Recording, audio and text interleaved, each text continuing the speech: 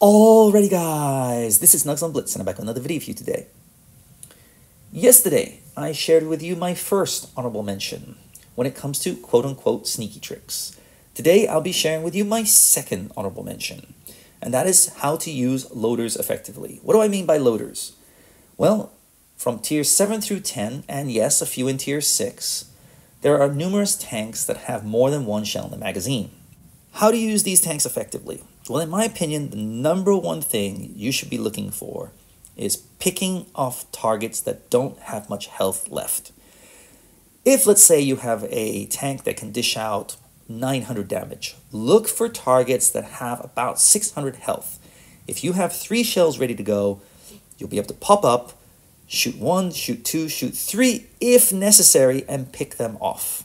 Or, if there are 2 targets with low health, pick them off. You may bounce 1 shell. That's why I recommend looking for 2 shells worth of damage.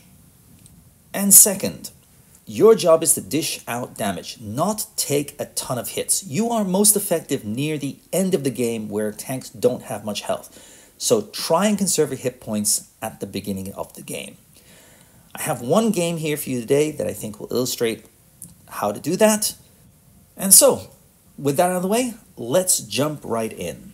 Looking at the lineups, well, we're lower tier, so I've got to bear that in mind. They have a KPZ-70, a Conk, 2 very strong tier 9s. They have a Defender Mark 1, also deadly.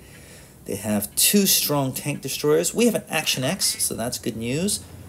I think they've got the advantage, but let's see what happens. Now, if I'm not mistaken, we should see our Leopard rush to the hill, which can work. Let's hope he doesn't get wrecked in the process.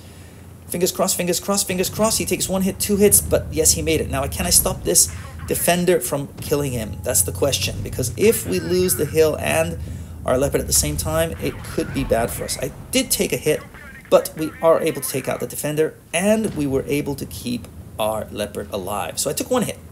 It was pretty painful, I'm not going to lie, but I think it was worth it because we kept our tier 9 Leopard alive, we have map control, and we got rid of one of their most deadly threats in the defender with its 4 shells and incredible turret.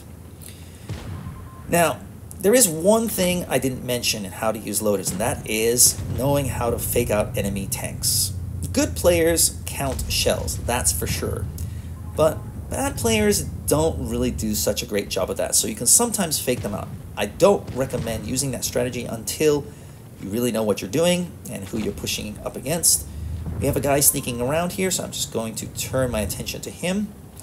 Don't like getting hit from the rear because it's HE time, and I don't have much armor. Here I go. I don't have any shots coming in to the other side, so I'll take a hit frontally. That's fine. 1 shell, 2 shells. Can I get a 3rd shell? Here I go. Boom. Okay, he's gone. So, 6v4. Nice and easy. Now the CC-64 is on the hill there. Not really sure that's the best position for him. He could probably just use the position that my buddy's using in his Action X.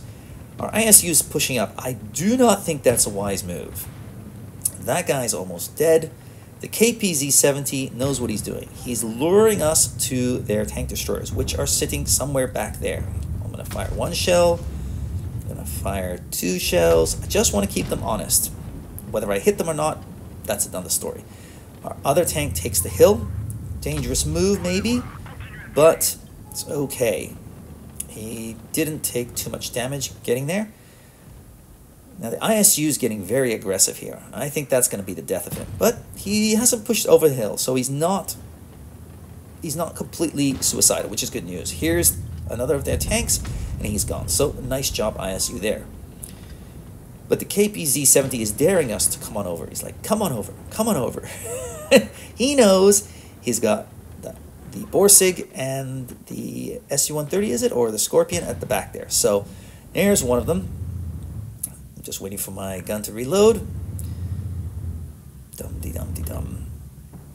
This is what you have to do when you have a lot of tank destroyers on this map and you don't have great hull-down tanks. You've got to lure the enemy over the ridge.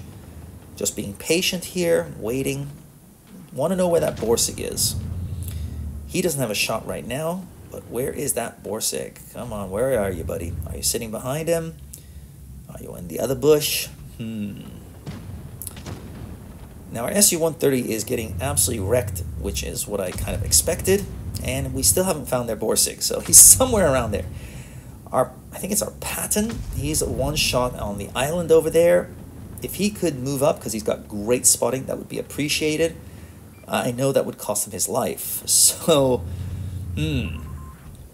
Okay, come on, guys. Now my buddy pushes in aggressively here. Let's see if it works out for him.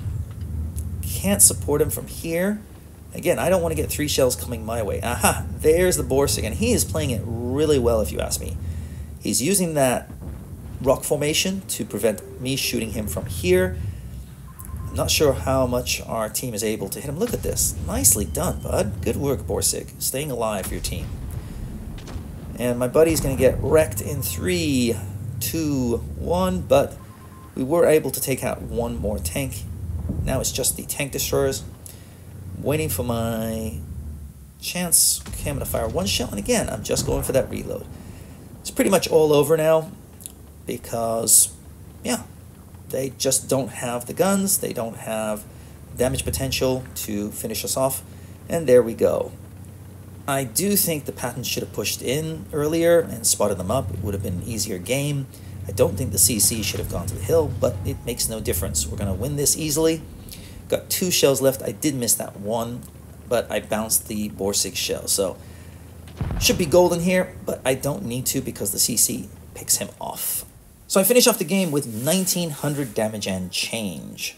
Not the best game, but I'll take it considering I was lower tier.